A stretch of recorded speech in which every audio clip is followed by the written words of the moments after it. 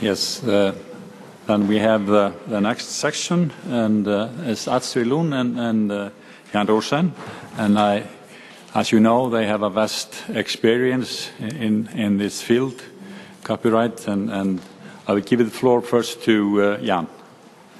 Yeah.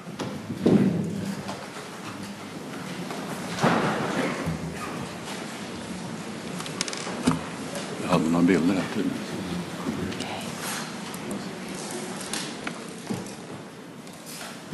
Rosén. Yes.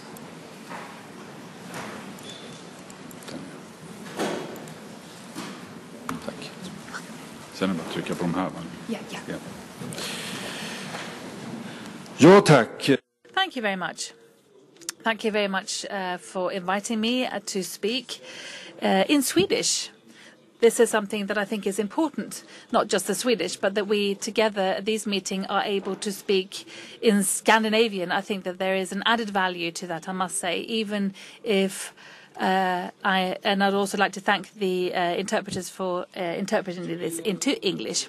So, as I said, I'll be speaking in Swedish with my Stockholm accent, or perhaps a particular part of Stockholm, Södermalm, or perhaps Swedenborgsgatan, the road, or perhaps just a touch of Swedenborgs Road number 11.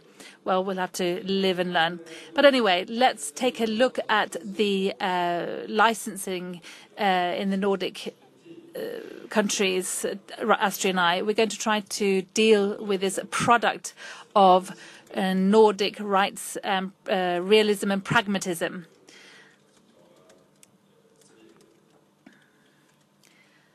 Now, what has really triggered this licensing system is mass using mess. So the mass use of this is a problem. TV, libraries, museums, etc. And this is accelerated with the internet. This is a constant inflow of new works, protected works and performances, and the rights holders, they can be organized, but often they're not, and then it's impossible to identify them and find them. So this is constant increase of auto print material and the increase internationalization and the access to media content regardless of the origin and source, and this leads to a fragmentation of a rights market that as we've seen for a long time, and this is also that the rights are limited nationally and may even be fragmented and even more so because of the nature of copyright. Now, the first requirement, which I think is the instrument really of this model, this legal form, is, I mean, what are we going to do with the outsiders? Those that are not organized, that are not represented, we don't know who they are, where they are. There are lots of them. There are lots and lots of them, and the need to reach them is huge. So the collectivization is naturally a good start, but we've seen that for many years in many different types and forms within the framework of a specific jurisdiction and different applications. But again, how do we handle the outsiders? That's the first thing. And secondly, how the transnational use, how can that take place in legal shapes and forms? And by transnational, I suppose, we mean, yes, I mean the foreigners, as it were, works and performances used in another country other than the home country. And another issue here is the other way, as it were, where you have the impact of on the other side of the border. But I mean, this is the licenses effect on the other side of the border, but that isn't resolved through our Nordic licensing systems, and we won't resolve it today either. Now, the basic claims in the Nordic area is that we want to, as I said, we want to have this cross-border situation, at least inwards, as it were, to the application country for a specific license.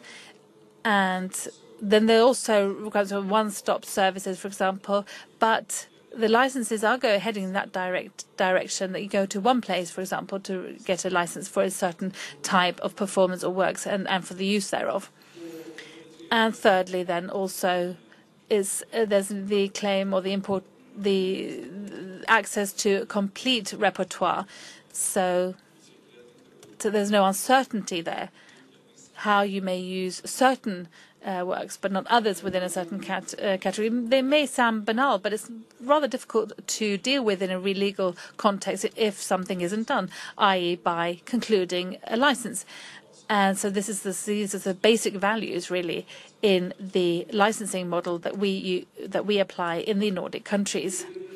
Now, our Nordic countries differ as well. We're not completely equal, as it were, but there are a number of legal, statutory licenses in the Nordic countries.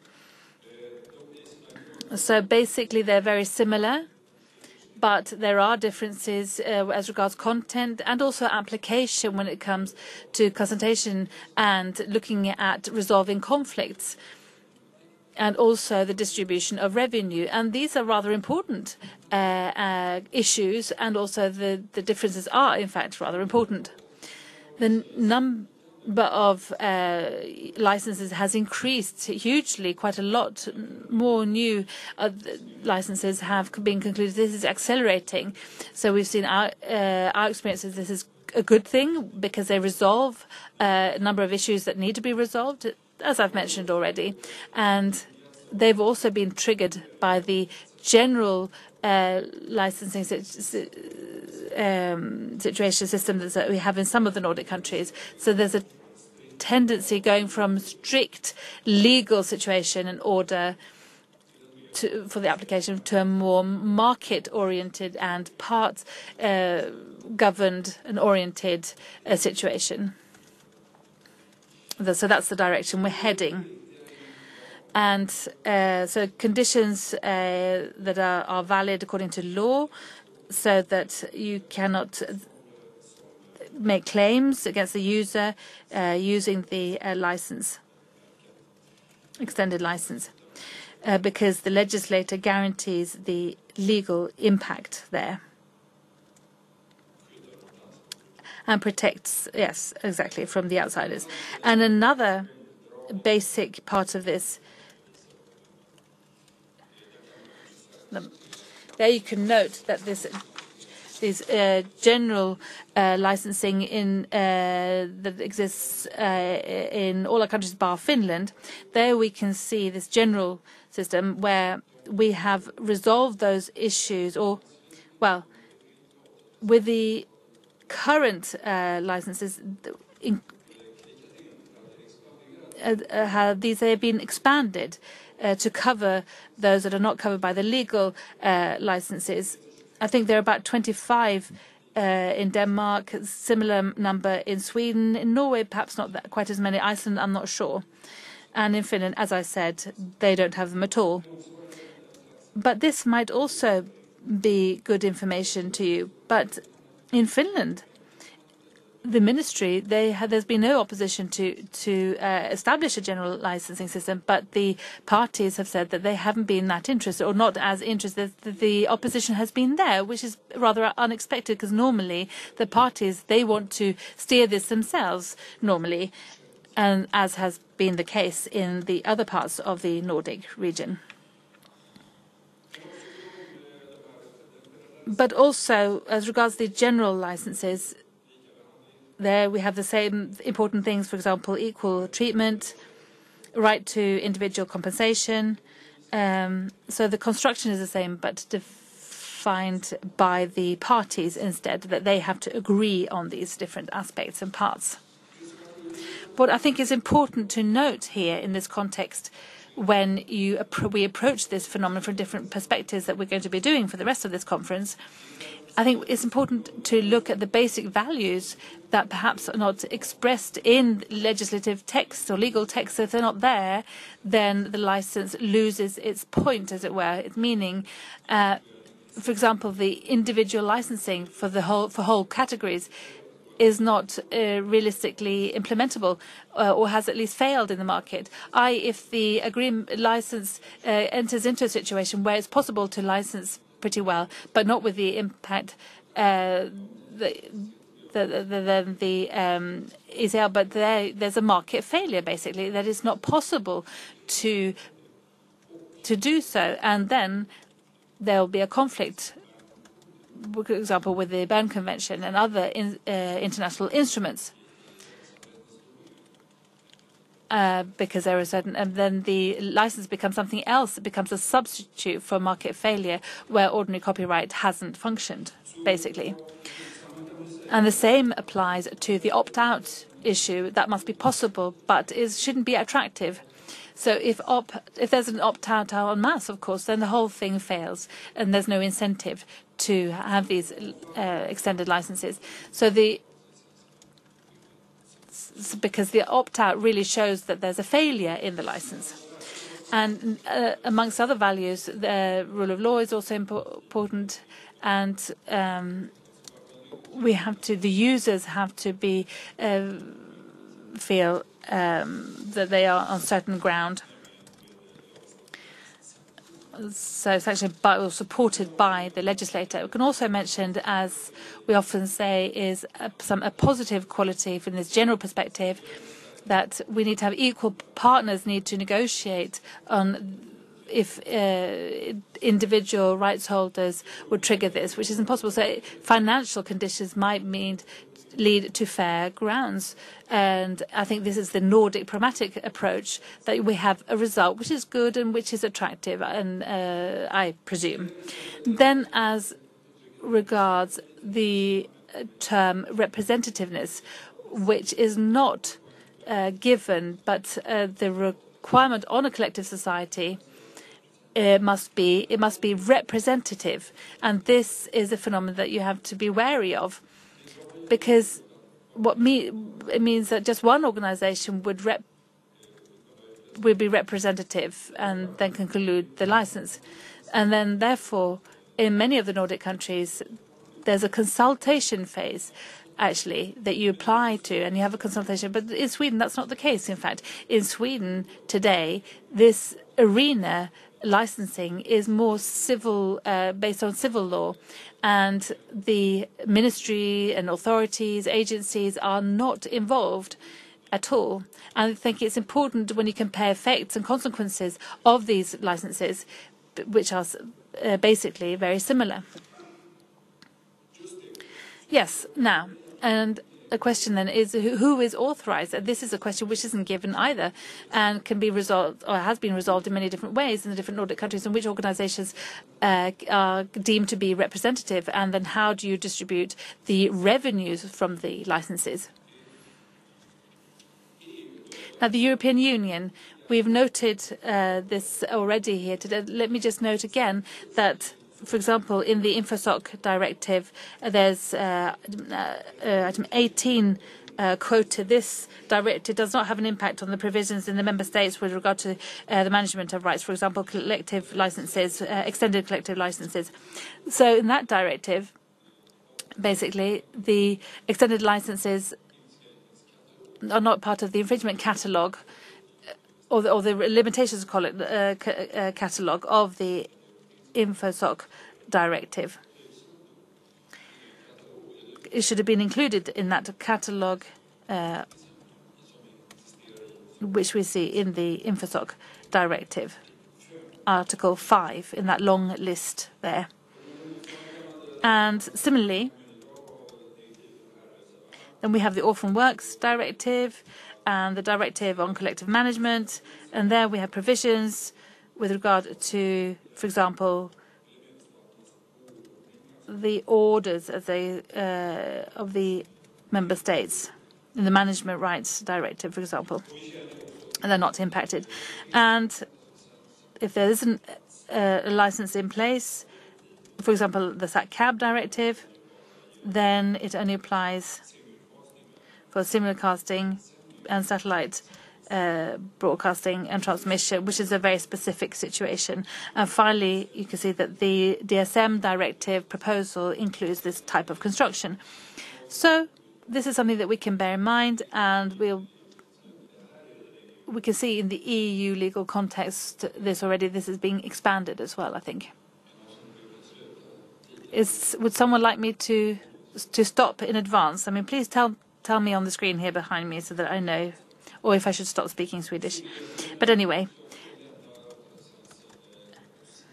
so let's set that aside. The ECLs. Now, are there any alternatives to all of this? Now, I've already said that. Now, any alternatives? Alternatives with regard to extended licenses? Well, it depends what you want to achieve. Of course, there are different types of licensing forms and individual agreements collectively handled by proxy, for example. We know that, but that's not a real alternative to the extended licenses, because then the outsiders aren't impacted, because that's the whole crux of the matter, how to reach out to them. And then there are also where, for example, you might have a collective society. It says that the user is protected from outsiders, claims from outsiders. I don't know. Well, there's no sort of penalty there. I mean, there's no relationship there. I mean, you can't conclude away, as it were, those types of provisions. And in some countries, there's also enforced collective rights clearance. So without the opt-out right, that things should be resolved collectively, and price setting, for example, is also carried out collectively and enforced in that way. France, for example, reprography, for example, and in Canada we also see that too. And basically, outsiders in those situations, they have no claims according to the law. But both that and what we see as the last alternative there, an enforced license, these have problems with the Berne Convention, according to the and other international conventions. Now, so some concrete details, apart from those that Astrid Lund is going to analyze in just a moment. One of the cornerstones of the construction of ECLs is the ban or opt-out, if you like. And I think this applies to all the Nordic countries, and that is that the rights holder is always equal to the holders that have submitted a proxy, and that they always have the right to compensation, individual compensation, in fact. And it's not always expressed in the same way.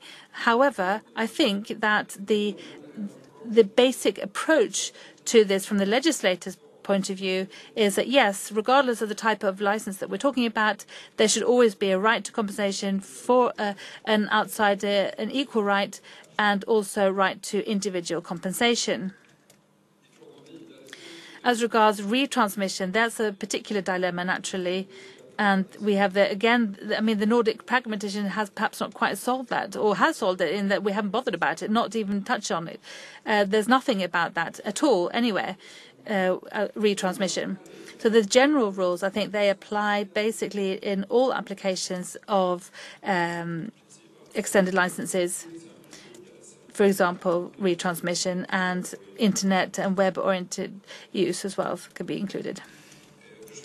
Now, as in Sweden, for example, the obligation for users to check whether there are certain special reasons that the copyright holder is against something, then that the use, but that is only in certain licenses, but not all.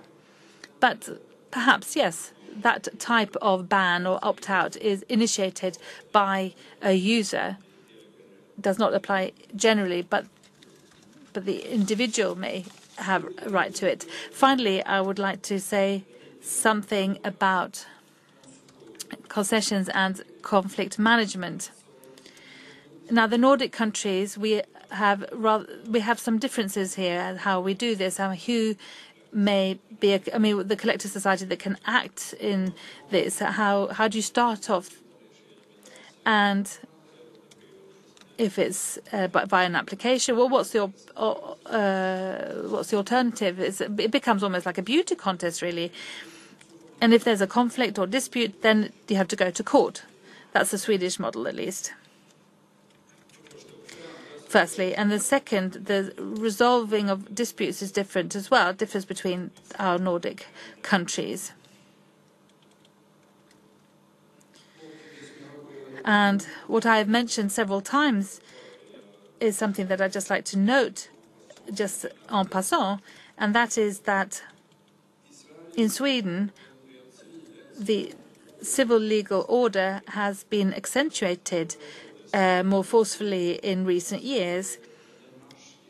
So we've gone from, we're going from ministries or authorities special that can handle these issues, as in the other Nordic countries. This morning we heard that there's a new law on mediation. You heard that about in Sweden, linked to the old law on mediation. Now, the old Mediation Act, which can be applied when licenses they don't function, when there should be one, when there isn't one. There was a sanction, a penalty, that such a failure could be then submitted to the government. So the incentive there, if it doesn't work, if you don't conclude an agreement, a license, then we might have to set about introducing legislation that it would go to the government level.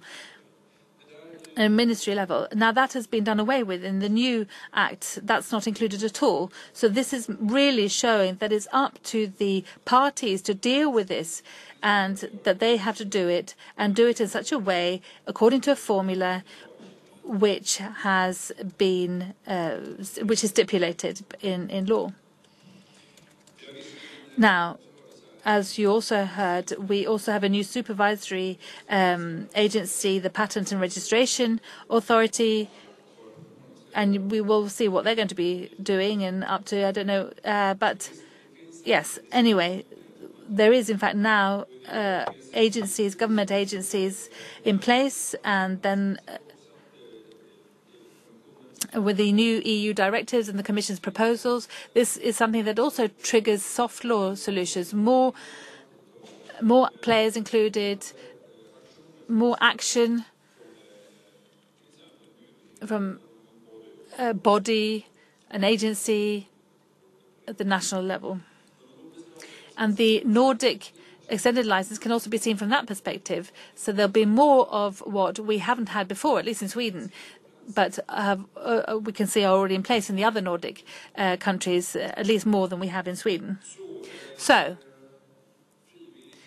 the voluntary aspect may increase, but these software instruments and for the survival of license, this is something that we need to keep our eyes on.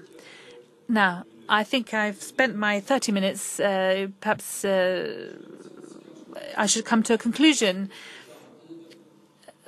for the future.